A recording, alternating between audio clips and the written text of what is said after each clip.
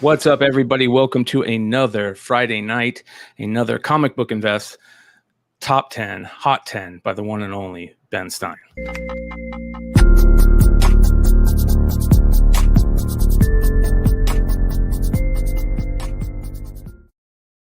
Man, I was waiting for that live thing to pop up for like 10 minutes, it felt like. I hope we weren't just sitting there, my mouth wide open. Anyways, thank you, everybody, for joining us. We appreciate you guys. We got a special guest tonight, Chris from Journos, Comics, and Pop Culture. One of the people, when we started asking for advice on people to ask to come on that are part of the community, and the YouTube comics, IG community, Chris, you were one of the main people everybody kept hitting me up about. So thank you again for coming on. We really appreciate it. You have been killing it over there. Let me show everybody. I want to remind everybody to make sure you guys hit the subscribe button, hit the like button. What I want to show to you guys is I'm not too good at this, but let's see if we can do this live.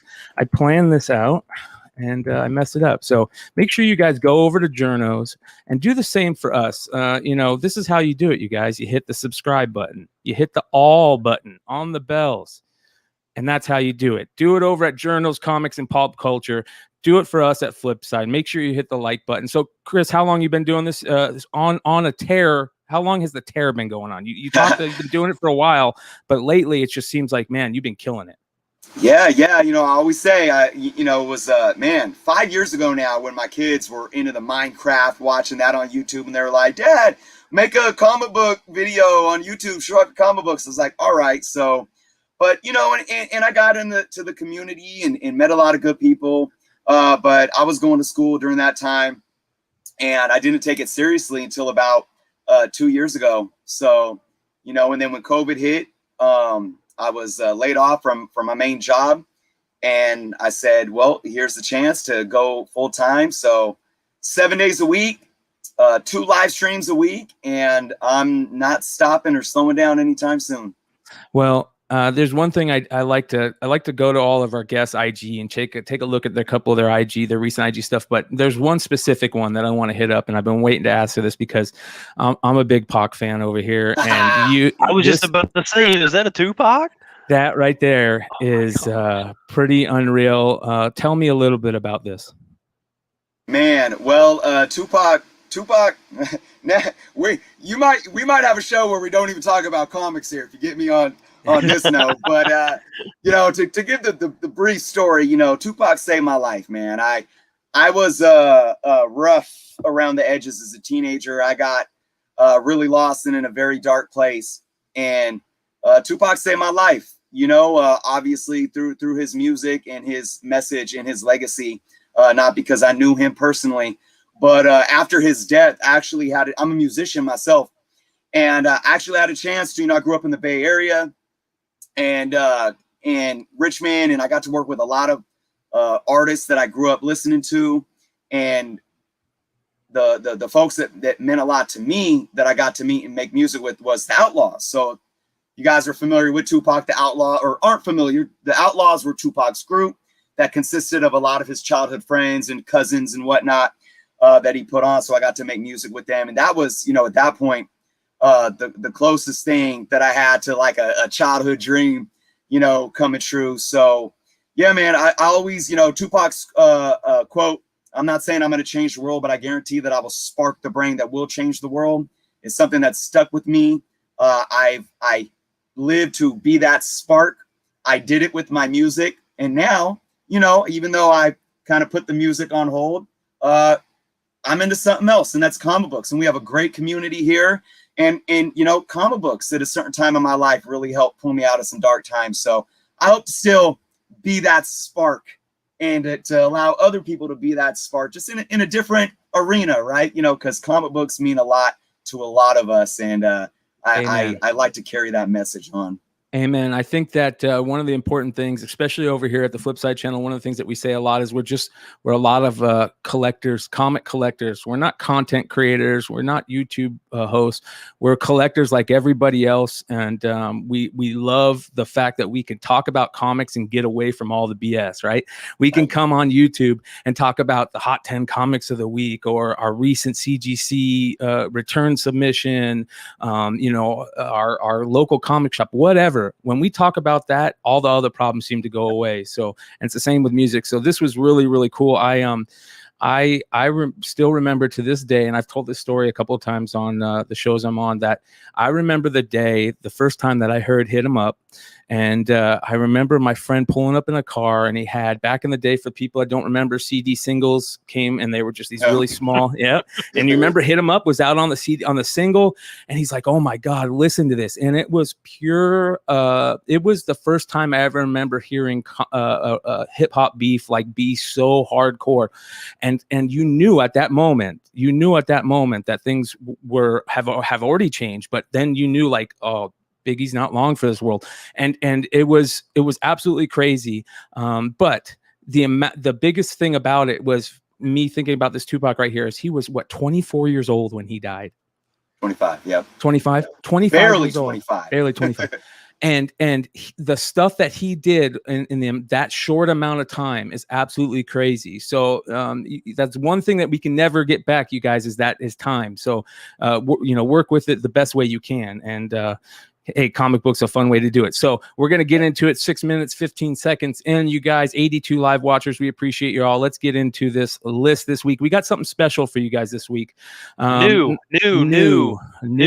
Yeah.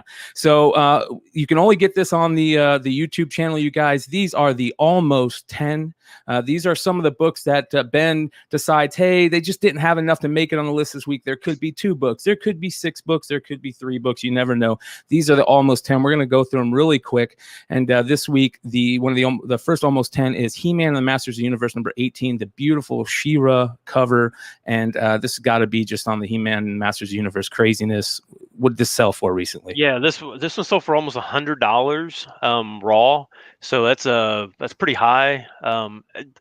Be careful. This is listed sometimes on eBay as first She-Ra. This is not the first appearance of She-Ra, but it is a ridiculous cover. Yeah. Great cover. All right. Next book. We're going to go through these quick, guys. Atomic Robo number 1. What's up with this, Ben? I'm not really sure. This is a Red 5 book from like 5 years ago. I remember seeing this. I remember seeing this book. Yeah. Yeah. But it's selling right now for $55 raw. But it's owned by IDW now, so it's not even a Red 5 book anymore. But I think it's an IDW property now. So I'm not really sure. Chat, if you guys know if there's anything going on with this book, why we're seeing some movement on it, let us know. You guys are the smartest speculators in the game, so make sure if you guys have any. And Chris has not seen any of these books before on this. So if you do know something that happened on some of these, just pop right in, because you probably know more than I do. Hey, look, here's Mighty Mel V. You guys, Mighty Mel V couldn't make it tonight. He's not going to be able to make it on chat tonight, but he made it up for you guys. Chat's going to be crazy tonight. Make sure you guys stick around after immediately following the show over the Mighty Mel V. We will be doing Drunken Chat tonight. Shout out to Mighty Mel V and the whole Drunken Chat crew. Lucas is holding it down. All right, let's get back into the list. Another almost 10 this week. Nightwing 81. I've had a couple of people talk to me about the new Nightwing stuff. It's got to be it's a new character. What's going on here? Yeah, I think I'm not sure. It is a new character in this issue. Selling for 10 to 15. I don't know. I've not been reading Nightwing, so I don't know who the new character is. Anybody, Chris, Brian, you guys know who the new character is? No, not in this one. That's why they're the almost 10. Right. I've been hearing a lot though about what's the new direction that they're going with this since issue 78. So I think there's going to be a lot of eyes on Nightwing for a while. Beautiful cover, absolutely gorgeous cover. Dr. Lovebox says new character and plot twist at the end. Ooh, related to Nightwing. Yeah, there's that character on the cover, so you got to love a cover appearance for a new character. All right, this is the next one on the list. And speaking of beautiful covers, I mean, that's a beautiful cover. With the big black X doesn't help, but this is this is Essentia. Is that how you say it? Number 5, the nude variant. Yeah. So this one, the black and white is this. They actually are. This is a second print that's already out. The color version is like a B cover for the A cover, which is she's wearing something over the. She's wearing something over the top on the regular cover. They're all. This is the only There's no other versions of this, but it's all Perio, and this is like pre-code horror cover look, right? I mean, this is crazy looking, Yeah. crazy looking Bondage. cover. It's got the Bondage, drill, blood. I mean, it's pretty. Is that red coming off the drill? Yeah, on top of the black and white. I love that. Yeah, so and this is the second print. So I couldn't find any of the regular colors with the black box, so I played it safe. Well, yeah, we're definitely not going to get banned for for that, but yeah, so it's like a $20 book, so not bad. This next one, we all know why it's on it could be on a list every week for every channel, for every show. And that's Spawn #1. This book always sells, but it's the almost 10 this week. For what reason, Ben? 9/8 are now over 300 for this, which is unbelievable. I mean, this was like for like a decade, this was like $100 9/8, and now it's over 300. I think there was some Salmon Twitch news, maybe. Because I think and obviously this is their first appearance in this. Obviously I think the Spawn first appearance is way more important, but it is what it is. Iconic book that has a ton of printed copies out there, but will always be a seller, whether it's for $20 or $300. This book will always sell. It's always worth picking up. Yeah, Chris, this is one of those volume books that you can look down sold listings every single week, and this book just has. Just copy after. It's as liquid of a book as you can almost have anymore. Yeah, absolutely. I even expect a lot more people to really be buying these and holding on to them. So, and I always talk about that, like, don't get too caught up in print runs. I know there's over 1 million copies of these printed, but I do feel that there's a lot more being held on to. So, that even that right there can definitely drive the value of a book up if there's not as many currently on the market at one given time.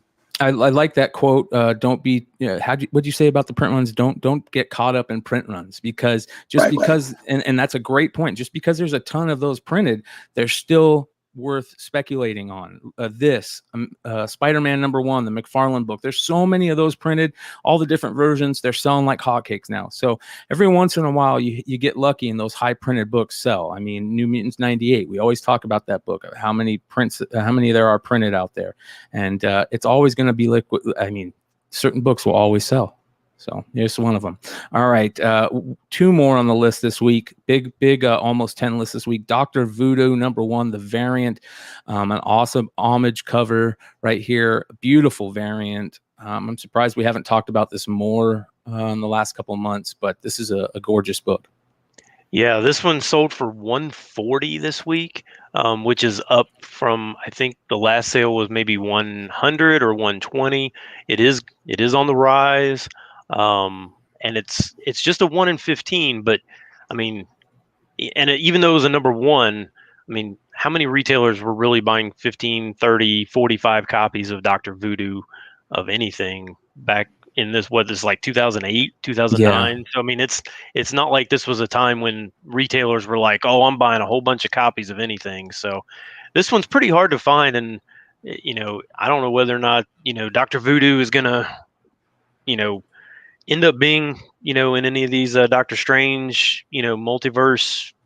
I don't know, but if he is for some reason, this is definitely this could be a monster.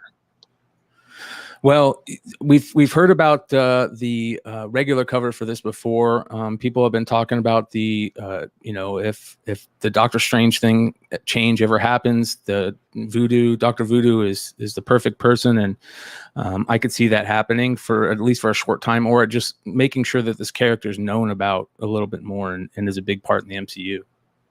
So we'll see. I think he's a great character, especially for a darker movie. If the madness of the multiverse or whatever is going to be a dark movie, it's a perfect character for a darker movie. So isn't Doctor Strange dying in August? Well, Chris, if that's the case, there we go, guys.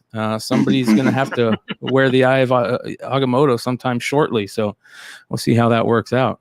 All right. And final almost 10 this week. Totally Awesome Hulk #15, the variant edition. Great cover. A lot of up and coming characters, perfect characters to speculate on. They're all right here on one cover. Yeah, this issue's what, the first appearance of Protectors or something like that. So the regular cover is an awesome cover. This one's really hard to find. But a 9/8 sold this week for $550 of this. I'm not sure you can even find this book. This is like one of those books that you just can't find. But yeah, I mean, it's got a lot of the up and coming cover or characters right there on the cover. So Dr. Lovebox hitting it out of the park. Yeah, what's up with Kamala Khan? Like, that's I don't know what's the haircut's weird for sure. Yeah, looks like a Daphne from Scooby-Doo. Yes, 100%. Yeah, it does. Maybe that's what I don't know, man. Velma or yeah. Code Red Comics says Ghost. Mighty Mel V says shout out to Wonderworld. Dennis, must have dropped one in a Mighty Mel V muffin wheel lately. So, all right, let's get into the lists. But before we do, I want to remind everybody to check out comicbarricade.com. Use the code word Flipside to get 10% off your order.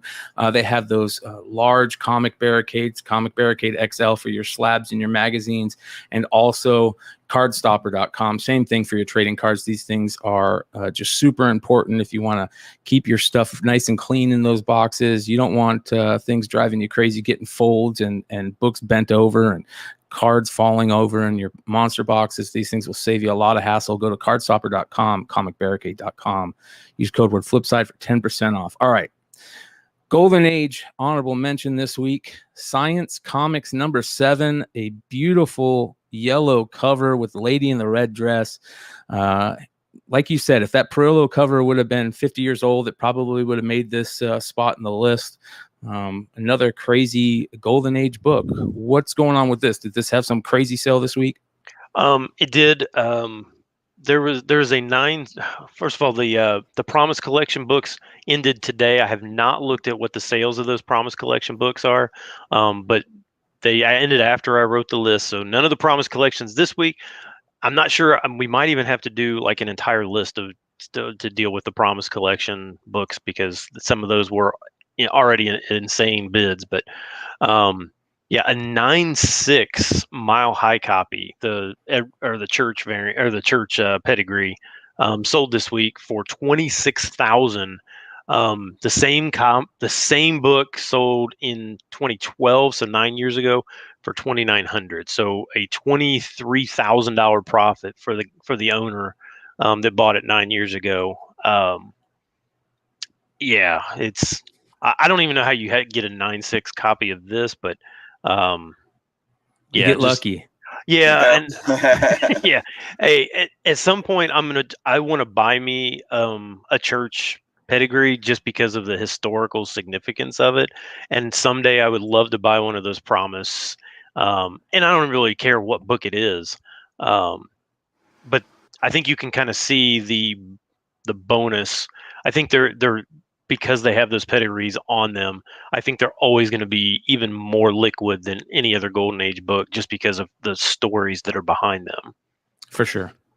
You dabble in Golden Age at all, Chris? I got a few, but Chris just bought this one. What are we talking about? Yeah. right. It was yeah. It's a goal of mine. I want to own a 10-cent Captain America. That's my goal. It's something for me. Like right now, most of my Golden Age stuff is like Dell, like Porky Pig and Turok and stuff like that.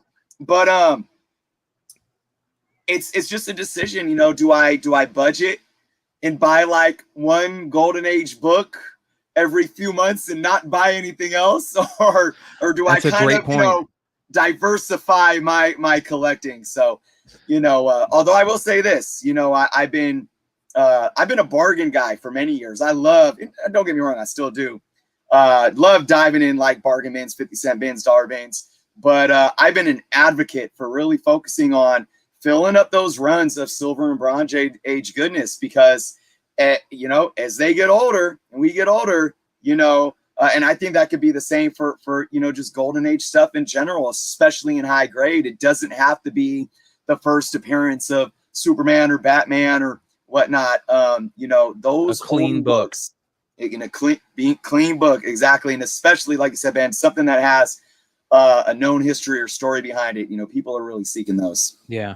It's funny you bring that up because I was just talking with Nico last night about another host on the channel about, you know, how important it is to start thinking like if you really want to start getting in that flipping game to make big money, is it smarter to find, you know, a really nice golden age book to flip? You know, instead of putting your money in some of these, you know, newer books, because you know the golden age stuff is going to be more liquid, right? And it's something that I think that a lot of shows need to start talking about. Maybe if you want to make a little bit more money, you start getting some knowledge in some of these older books and what to look for. So very interesting stuff. All right, on to the next honorable mention this week. And this is a new one to me. I don't even know how you say it. Is it Tresse number one? Does that sound right? Sounds good. Yeah. I'm not really an anime guy, so yeah, this is anime, new Netflix show dropped this week. Free comic book day coming out next month. So what's going on right now? A Philippine book, I think you said? yeah. So initially this came out in the Philippines. A 9.4 CGC 9.4 sold for $325 of the Philippine version. This one right here is, so in America it was only released as a 2-issue graphic novel series by Ablaze Comics. I think cover price on those was like $15-$16 or something like that. They appear to be selling for 3 times that for those there are a few pre-sales on that free comic book day already at $5-$6. So I'm not like a huge advocate of going and stealing books from kids on free comic book day, but I would say that if you're going to have your kid pick one up, they may want to pick this one up. Although I think this is a mature title. I don't think this is like a kid-friendly title, so I don't really think that if you get one of these, you're going to be taking away from a kid. At least from what I can tell. Yeah, I mean, I don't know why. I think maybe it was Nico or something said, you know, I don't understand why, or maybe it was Topher, why this book is selling well because of the Netflix show that just came out, when other books that people don't really know much about, those don't move. I don't know the dynamic of that or why Well, this one's selling. did you say that this is an exclusive, or there is an exclusive to it, or this is the exclusive? So there was a store that actually had a store exclusive of this the American graphic novel, and that sold for like $125. And there's only like 200. I think it was numbered to like 200, so it's very, very low print, like crazy low print. And I don't remember, that might have been, we don't really say who stores are.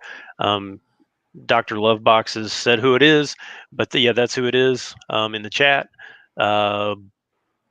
Well, honorable mention number 2 this week. It's there, and if you guys can find one, it's worth looking out for, or maybe flipping if you got it.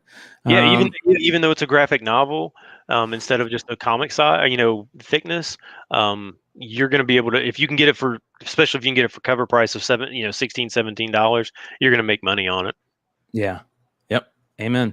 All right, let's get into the list. The heart of the list is coming up. Number 10 this week, Spider-Verse number 1, the second printing, another interior second print book, or interior page second print cover. I like these books. I've always liked them. But this is another Miles book with a lot of Spider-Verse Spider-Man on the cover, which is always great. I love seeing all those characters. And this book sounds like it's starting to move a little bit. What's going on here? Yeah, so this one's selling for 55 to 70 now. It was like 25 to 30 just because of it being Miles and probably not very easy to find.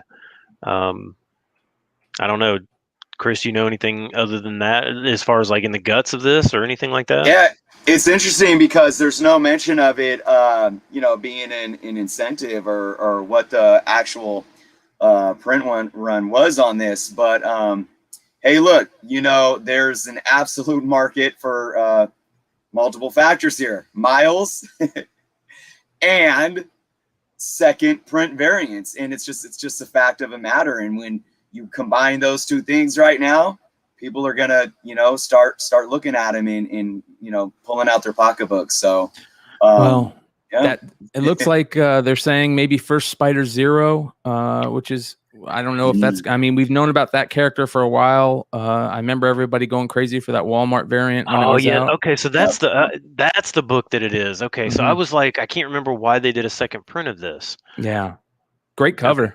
I love the cover, and if that Spider Zero character turns to be something interesting, most of those Spider-Verse characters are very interesting, to say the least. Will they show up in the MCU? Will they be become more popular? I think it's an easy bet to say yes. So we'll see on that book. But that's the number 10, Spider-Verse number 1, the second printing for Spider Zero. Not bad. All right, number 9. Now I think we talked about this book last week. We brought up some other character and we talked about Thane. And it's nice to see that people remember this book. New Avengers number 10, at the number 9 spot on the list this week. And I imagine everybody's going crazy for Thane. Maybe they see him showing up here soon. Maybe it's something that people just forgot about and we're starting to remember. But this book is moving again. 9.8s have sold from 125 to 200, you said? Which just this week. Yeah. And that still seems low to me. I wish I would have known that they were selling for cheaper than that. I would have picked up a couple copies myself. Great character. They were peaking about a year ago. They were hitting over 200 last summer, and then just dropped off. Yeah, I mean, it was basically for about 5-6 months there. It was, you get 9.8s for less than $100. Pretty much anytime you wanted it. And this wasn't. I remember when everybody first started talking about this book. This back during the Unpressable days, and I think Trey was talking about it pretty heavy. And I couldn't find it. This was a hard to find book for a long time for me in raw copies at the shops. I could never find it. One day I walked in and I found like three copies just chilling. I'm like, score. And I think they were about $10 raw at the time. But this is a character I remember from way back. People going, there's something there's some meat on the bone for this right here. And everybody loves that Thanos character. So are we going to see some old school Thanos stuff? Are we going to see new Thane stuff? Who knows? But the Eternals spec, they're talking about Thanos being an Eternal. They got to tie that in. And everybody's looking. People didn't care about Eternals for the longest time. But I think the last month, that new trailer, right, has them talking. Maybe. Yeah. These things stagnate. I talk about this too. It's like, I think that the thing that happened with the Eternals was, with COVID, it's just COVID happened, the films get pushed back, things stagnate, and so much happened in between then where we shifted our attention, Miles to, the WandaVision, the Disney Plus shows. That you're right. Now what's happening? We finally get the trailer, and boom. I love it. I love it though. Yeah, I'm stoked for it too. I think that Marvel MCU can't do anything wrong for me right now. I'm even like looking forward to, even saying that I wasn't looking forward to it, but just saying that now I have to say I'm looking forward to seeing Black Widow, see what happens, what we can get out of it. I'm looking forward to a lot of the stuff that you talked about, Chris, that got put on hold, now speculators are starting to say, okay, maybe these are some characters we need to start looking into. But number 9 on the list, New Avengers number 10, first appearance of Thane. Great book. Cool cover too. All right. Number 8 on the list this week. Now, Saturday night, the MCM guys are going to be talking about this new comic, Static Season 1. This is the Olivier Coipel, I think that's how you say it. 1 per store black and white variant. And this is a character that people have been wanting, back in a big way, in a good way, for a long time. I think the last iteration of him didn't do too well. I know people are still, hoarding those milestone books, and $40 to $50 raw for this 1 per store variant. Is that what what you're seeing, Ben?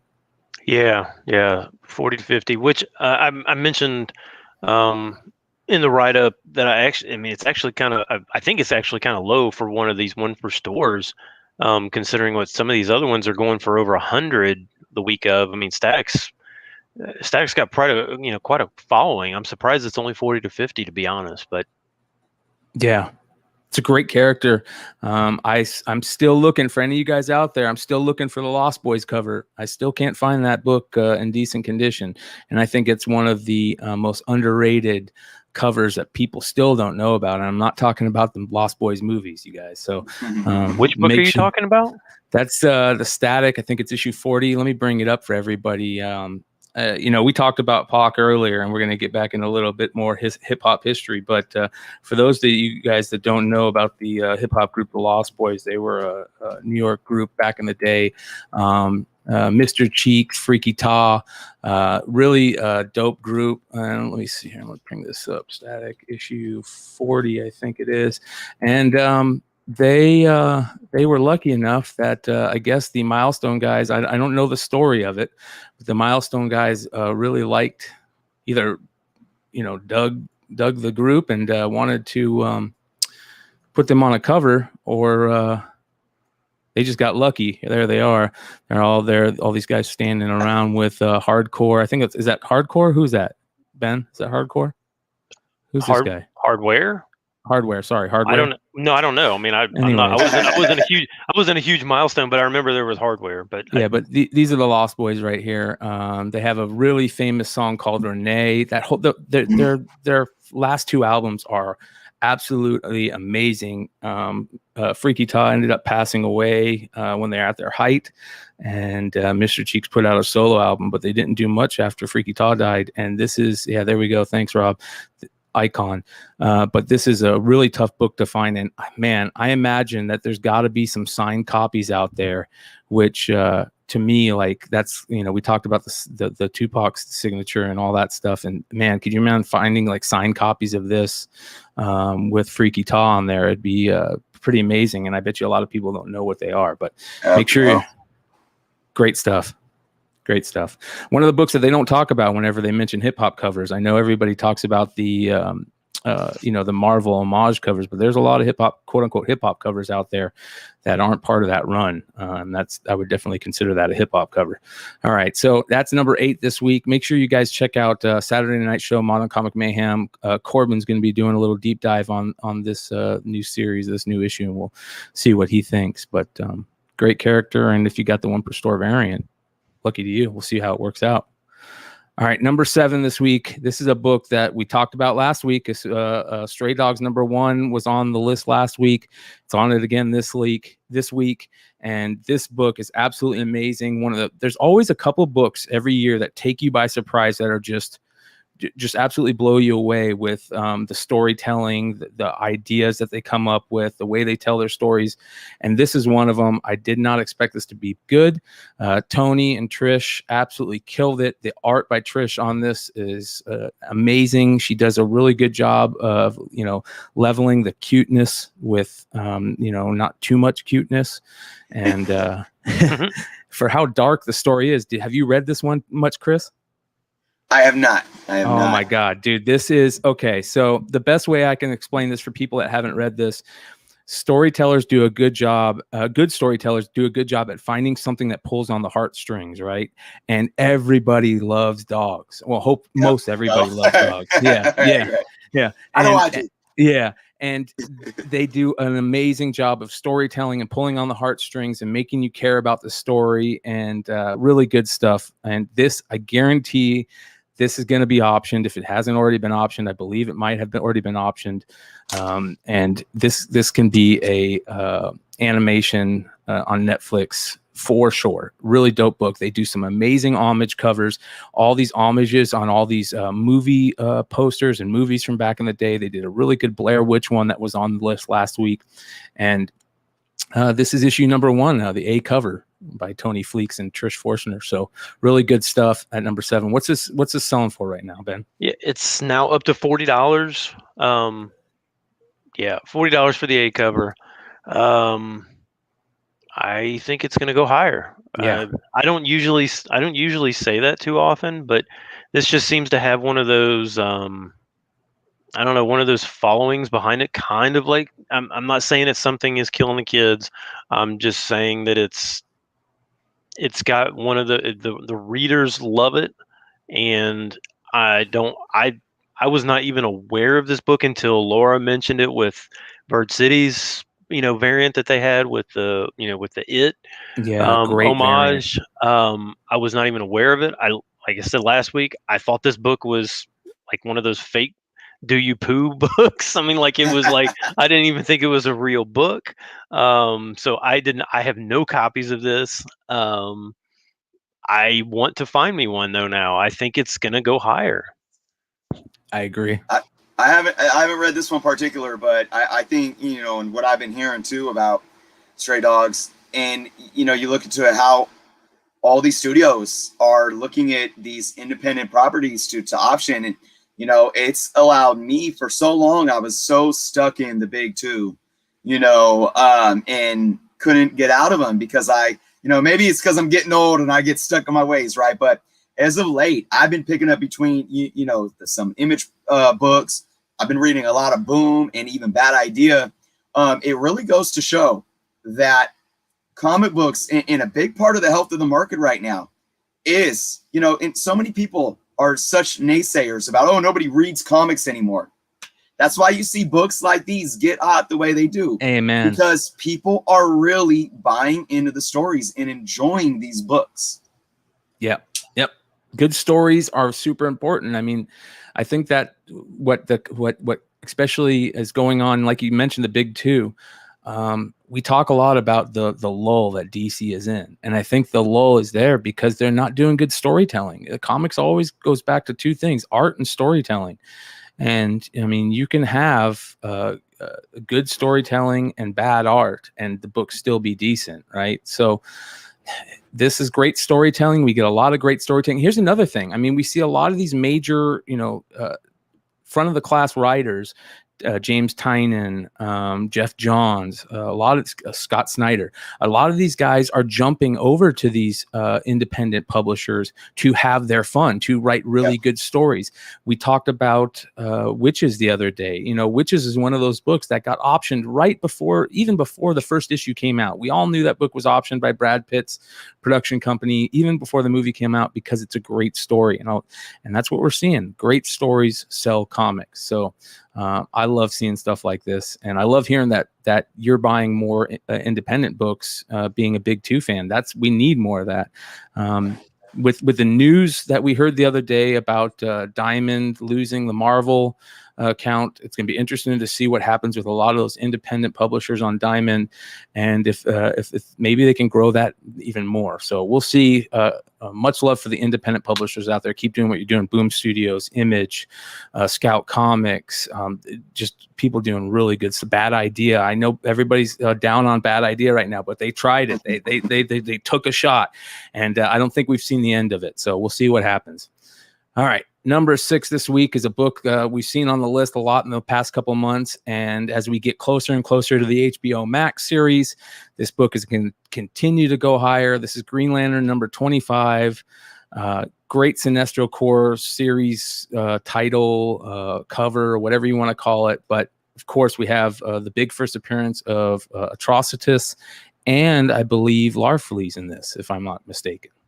Yeah, so they both have a cameo. It's technically, I guess, who knows anymore what a cameo or first appearance is. I don't. Who knows? Let's not even go there. Yeah, right. I mean, some books, a single panel with in the shadows is a full appearance. Some are with a hand. Who knows? I don't know. This one, I think their appearance is on a splash page.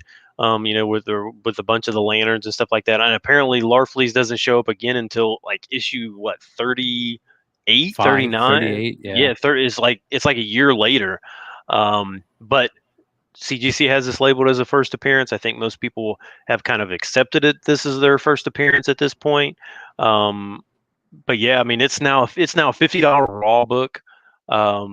for the A cover, not the variant. This is just the regular cover. Is now a $50 raw book. And we talked about this probably 5-6 months ago when a couple of those Larfleeze variants went like really high. I think there's some people that really love this Larfleeze character. I think if he didn't have that name, if he had like a normal name, I think it would probably be even more popular. But yeah, I mean, I'm guessing that's what people are probably starting to stock up on, in anticipation of the HBO Max series. And there is a variant out there, a Gary Frank variant. That's not bad. It's a decent cover. It's got all the lanterns on there. It's a great cover that's selling too. So make sure you guys keep an eye on that. But man, that Green Lantern run by Jeff Johns and Van Sciver is second to none in my opinion. It's what got me back into comics. That story alone, the Rebirth story alone, made me just go absolutely crazy. And I remember this was the first book I read every time it came out. It was the first on the stack, boom, right there. And really good story that I hope HBO Max does well with. I'm crossing my fingers. Very much so. All right. Hey, but honestly, does HBO Max do anything, crappy? I don't think they do. I can't think of anything really bad. I mean, Watchmen was great. Yeah, Watchmen. I'm actually just watching Watchmen right now. Oh, nice. I don't know why I waited so long, but I'm definitely enjoying it so far. I do feel that DC has a lot riding on this because of just the gray clouds over Warner Brothers and what's going on with the DCEU. And I often talk about, and I've done videos on my channel about how, when you look at the spec market, Marvel is just dominating it. But this is one, kind of green area for them where it's a nice green field of plushness right now because, like you were saying too, Brian, you have a run that was very well received within the story and the context of the comic books. And you have a property that I think a lot of DC fans and just comic book fans in general are really seeing is this is going to be that silver lining within the DC properties since it's been just such a mess for the last few years.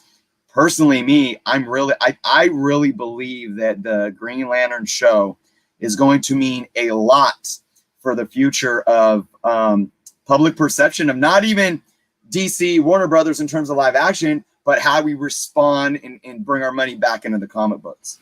I love that. I was going to ask you what you thought about, could this revive the DC, cinematic universe? Because I agree with you 100%. I think that if anything is going to revive it, it's going to be the Green Lantern stuff. I think they can do it in a way without having to put in the big two. You don't have to see Batman or even the big three. You don't have to see Batman, Superman, or Wonder Woman in this at all. I mean, they can, even if you want to, throw some fanboys some love, you can throw some cameos down the line, but you don't have to mess with those hard to write characters.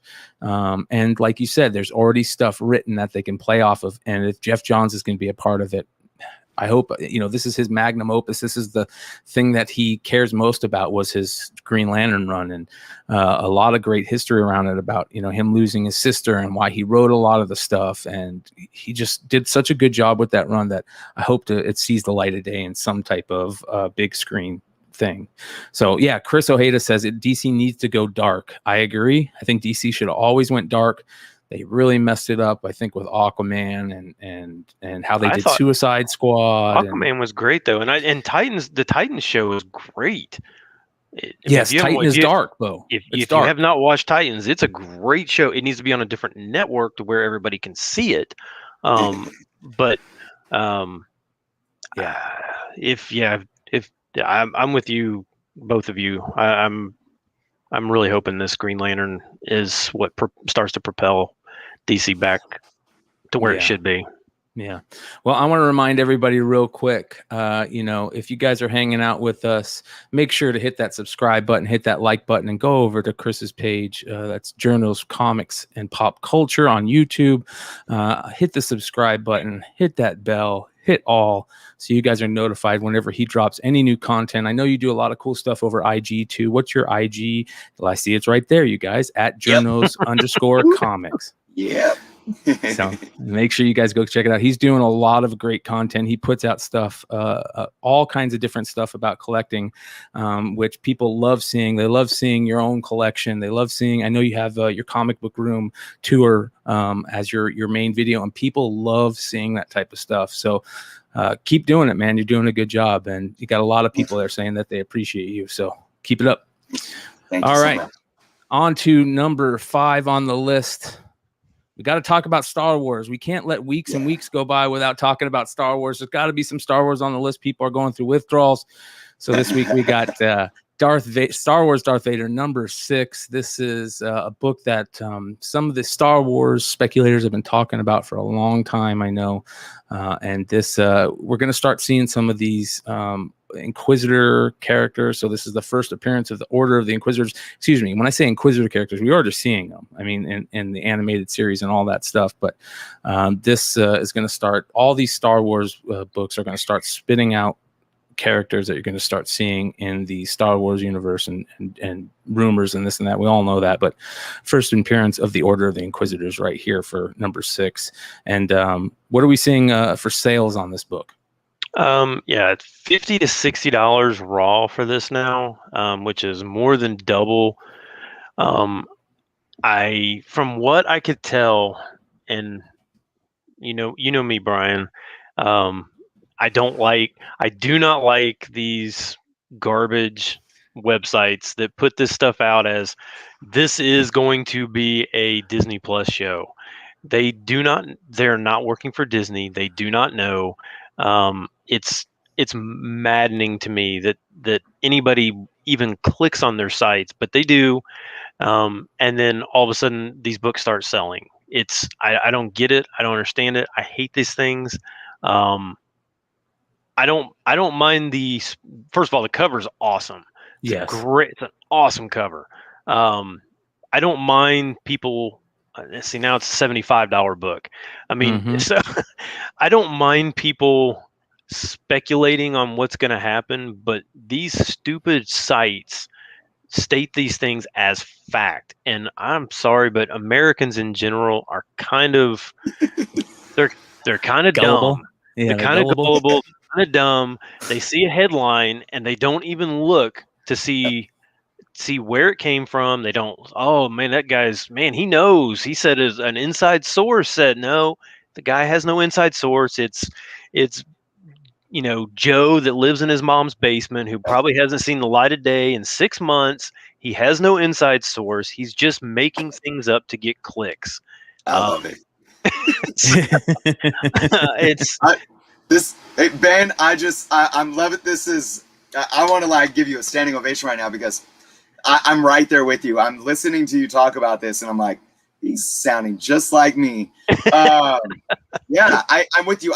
Look, it's like, because I do like top 10 videos and like books to invest in before we see Fantastic Four in the MCU, and I do my due diligence. I always say I use data, I use fact, and then I sprinkle in my own opinion to say what might happen, and then I tell you guys why. But I state it as such, and I never say that this is anything other than a personal speculative opinion or rumor, or whatever the case may be. And there's too much out there, like you said, of people that are they probably paid $12 for a domain name and used Wix.com to build a blog and made you think that it's some official website. And then it gets shared on Facebook, and everyone's sharing it. And, sooner than later, it's shared 5,000 times.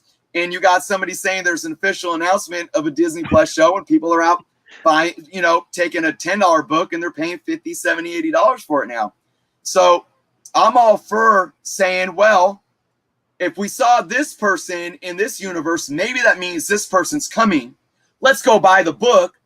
And you take a $10 book up to a $40, $50, $60 book. That's fine, because nobody told you otherwise. Then it could just be a possibility. But when somebody is out there using a platform to state that this has been confirmed or reported and it's not, that becomes a detriment and becomes negligent to this hobby. And I stand firm with you. I cannot stand that. I actually made a video. I won't talk about it, I made a video about a certain situation like that happening just a week ago, but it's normal in our side of the pool, you guys, and as long as we continue as a community to say, hey, let's figure out what exactly going on here before we go too crazy on it. I'm all for that, and we'll see what happens. But again, you guys remember, like, these books are on the list because they're already selling. That's the problem. So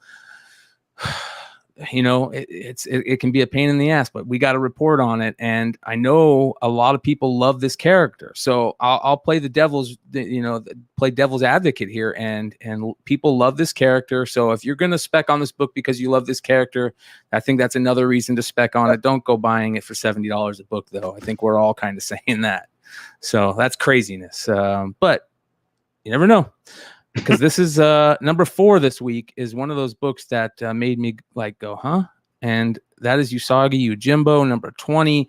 I've seen a lot of people talking about this book, and I don't even think the cover is that great. So that made me go, okay, what is as people are saying, the first appearance? And Yamamoto, I'm not even going to say the first name, is causing this to sell for 20 to 25 out the gate for raw books. And there is a 1 in 10. Yeah, the 1 in 10 selling for 50 plus, and the 1 in 10 is a sweet cover. But I don't think this Yukichi Yamamoto character is on the variant.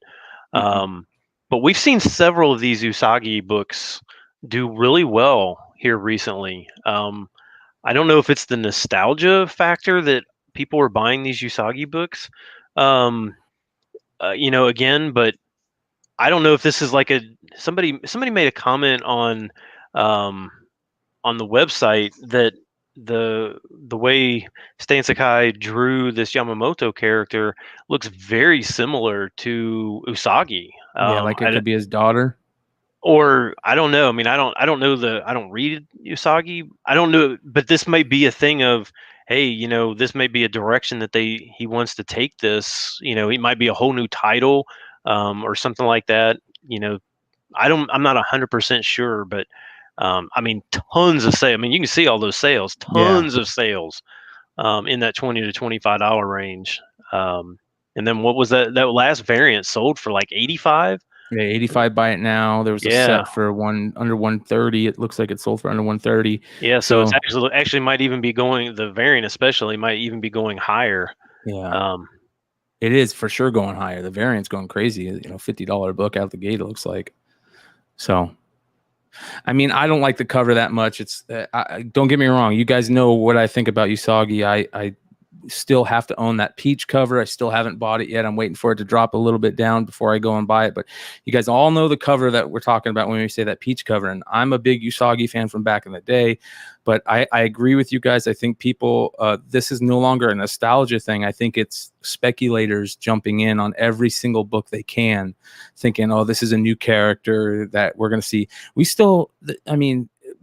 Usagi isn't really that big of a character yet. He's still not that big of a character to, I think, start speccing that heavy on first appearances in that book alone. But we'll see, because they're already doing it, $20 a piece. But there are a lot of fans. I mean, we had the Albedo 2 on the market report Flipside a couple weeks ago. I think one sold for like 10 grand raw or something like that. So Usagi fans are rabid. And I just don't know if there's that many of them to warrant this book. Did you see the video on the guy who bought the raw? Yes, that was a great video, absolutely great. Make sure you guys go check it out. I can't remember who put out the video. If anybody in the chat remembers, throw it up there and I'll throw it up. But that's Usagi number 20 is number 4 on the list this week. Maybe you guys were part of the Drunken Sharks and got a little sniff of this on Drunken Chat some and picked up a couple extra copies for yourself. If you did, throw them up there and start making some money. We'll see what happens. Number 3 this week. Here we go, you guys. It's been a while since Venom was on the list. I thought we were done talking about Null and Venom and Dylan and all that stuff. And he just works his way right back into the list this week. Venom number 9. Also, people are talking about Venom number 7, right? So there's which one do you want to spec on? But with the news on the newest issue of Venom, I believe. And I'm not going to spoil it, but that news is pushing. I think you can spoil it. Okay. I think everybody should know at this point, right? Yeah. So Dylan is Venom in the newest issue. Am I correct? So yeah, and and what 200? To what 200 is Kate's last. That's his last issue, right? Yes, he's going over to Hulk. I get mine through. I do the Marvel mail subscriptions, through the mail. So mine are always like 2 months late. So I always get spoiled. It's like, I'm already gonna know what happens before I even get my hands on. Yeah, that's the problem. Yeah, people just sending messages. You see this this last page cameo in the new issue? Like, I see it now. No, but shout out to all the viewers that do that. I appreciate the hell out of you. Keep it coming. Let's see here. Okay, so number 3 is the Venom number 9. And what is this? We're starting to see some heat on Raws on this book. Was 30 to 40. It's now 80 to 90. You say? Yeah, 80 to 90. I think once the news, like probably Tuesday night or Tuesday, once everybody started actually reading number 200, they're like, oh, you're gonna need to pick up your number 9s, or and I think people started knowing a day ahead of time. Me personally, I know there's going to be a ton of Venom 200s out there, but that's going to be the first. If he stays Venom, that's a big if. I would rather have the first. I would rather have the first in costume. So I would rather have Venom 200.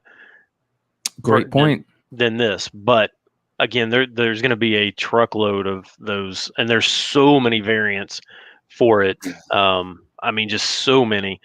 I think it's going to end up falling back to this number 9. Well, it's definitely needed in the hype sphere, I call it, because whenever Kate's or Venom, either two are part of the hype system and speculation, things just, it's like steroids.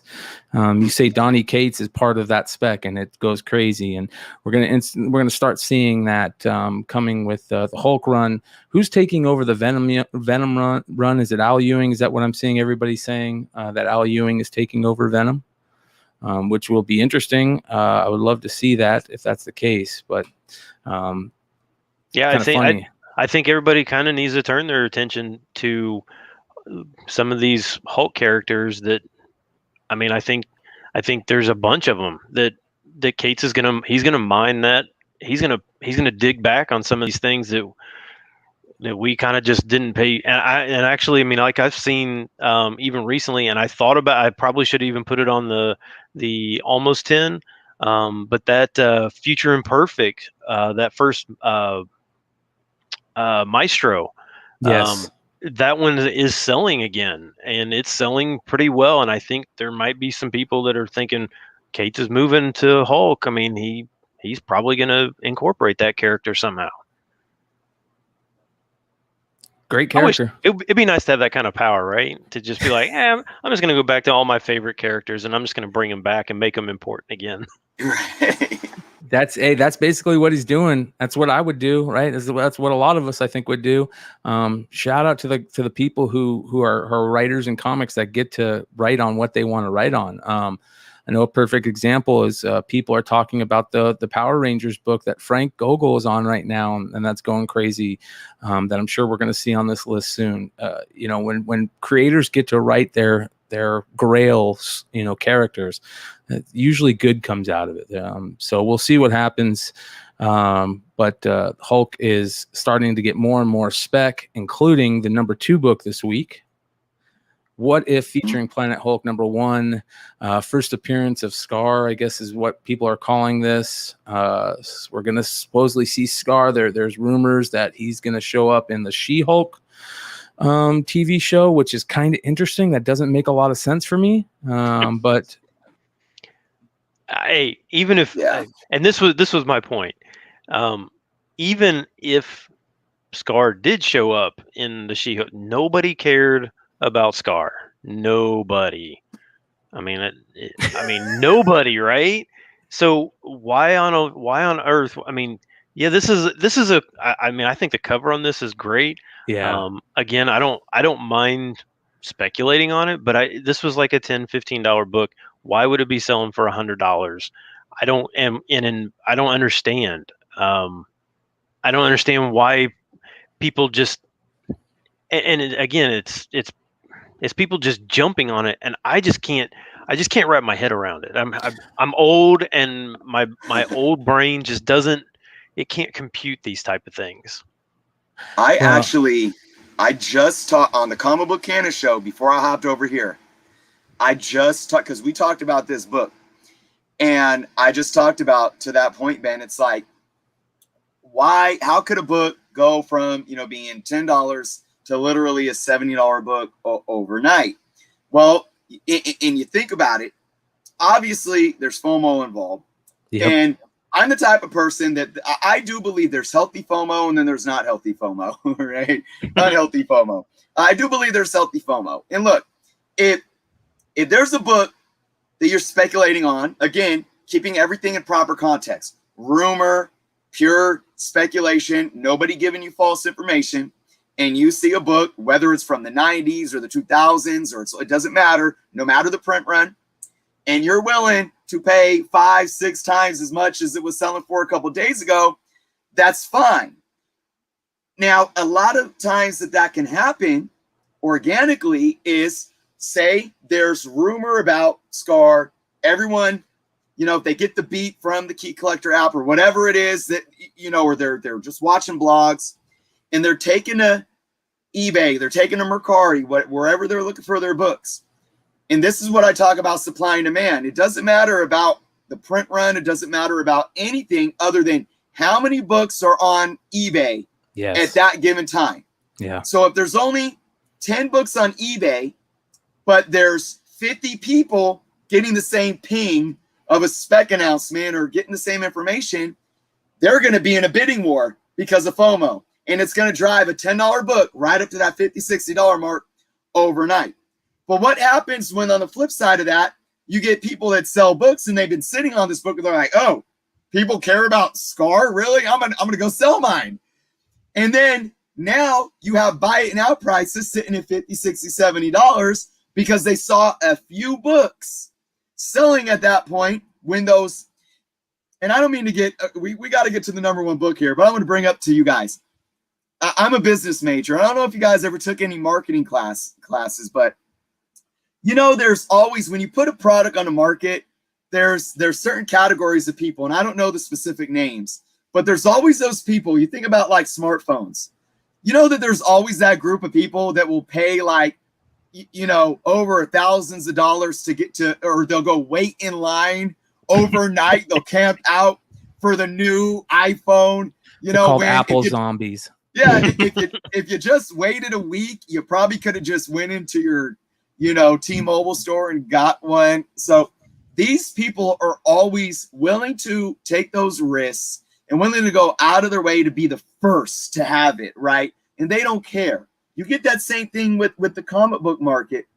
But are those few people that are so deep involved in their FOMO and that are willing to pay $60 for a $10 book yesterday, are they now essentially and I'm not going to say manipulating the market because it's not manipulating, but are they driving the market to where they're changing the perception to where an average collector that is looking at this book after it got hot a week later and they're seeing all the buy it nows for $40, $50, $60, that's going to make them sit and say, well, hey, look, that's kind of the fair market value now. So maybe it's a fair price for me to buy it.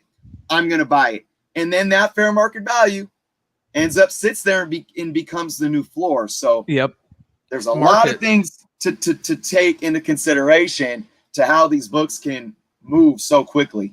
Yep.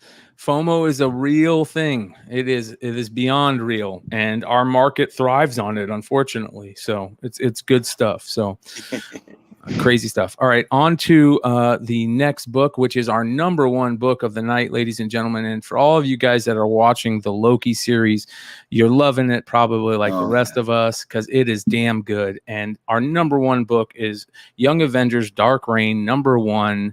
This is the everybody's going crazy about Enchantress, and this is the book.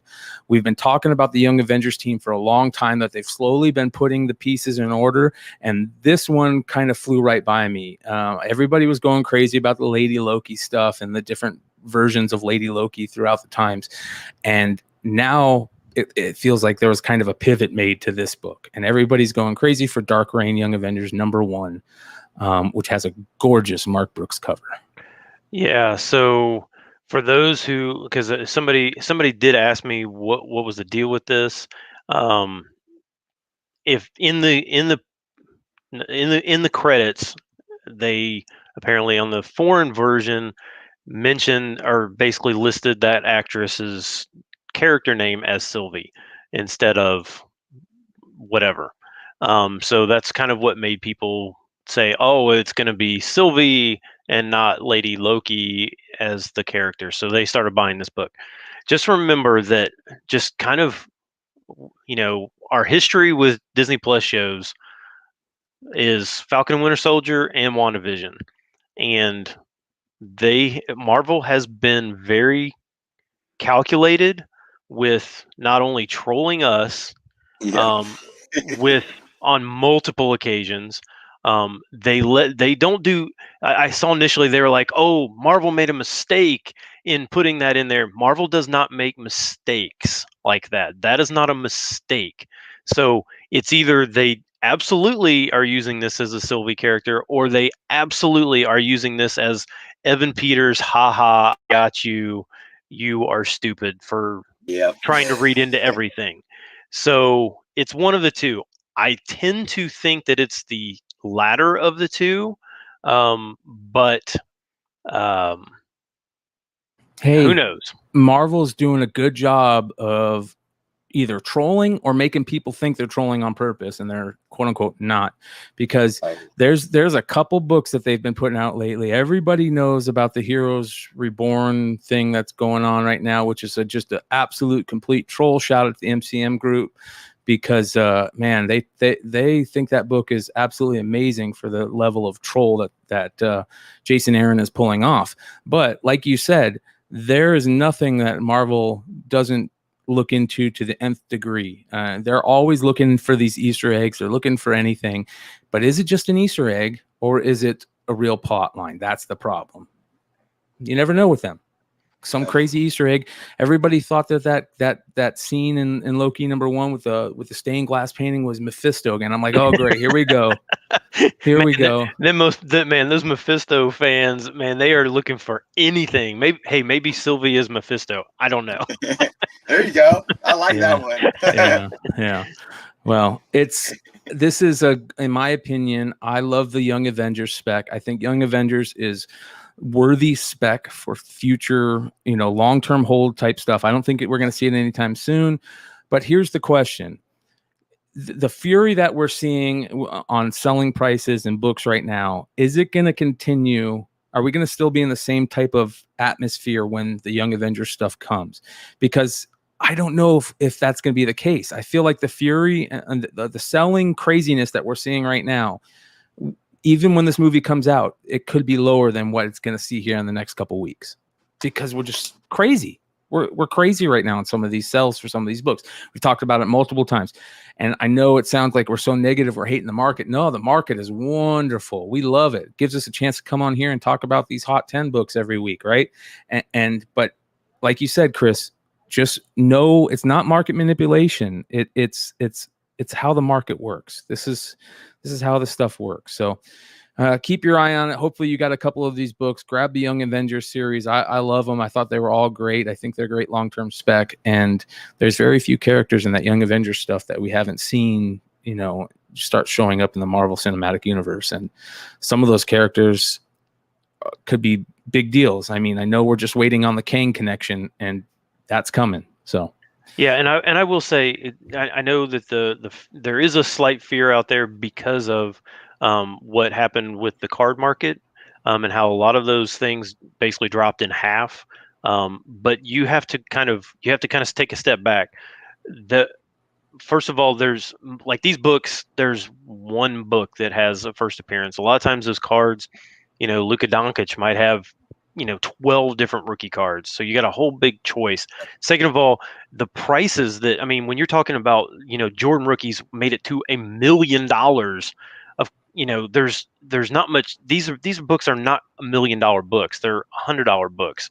So yes, they may drop. They may drop back. Some of these may drop back slightly, but you're not talking where the investments are so massive that it's priced everybody completely out of those. Yes, some of the books, Ultimate Fallout 4, some of the $3,000, $5,000, $7,000 books, yeah, those may drop back in price. But I think when you're talking about this kind of the sweet spot of $80 to $300 books, that's still within most collectors' price range.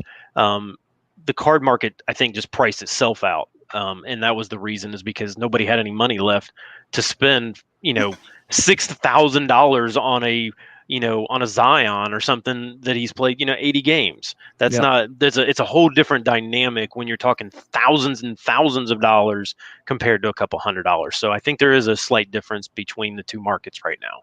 Amen. Well, listen, 238 live viewers to the end. We appreciate you guys. Make sure you hit that like button, hit the subscribe button if you're not already subscribed, and hit that bell so you guys get notified anytime we drop any content. We've got multiple shows every day of the week. So make sure you hang out with Tales from the Flipside whenever you get a chance. Listen to us on all your favorite podcatchers and podcast apps also. Again, Chris, thank you so much for hanging out with us. We'd love to see you more. Absolutely, Chris. Thanks. Yeah, you're doing really good stuff over on your YouTube channel, your IG, and we appreciate this community, appreciates you, and we appreciate the community. So thank you, everybody, for hanging out with us tonight. We'll see you next time. Peace.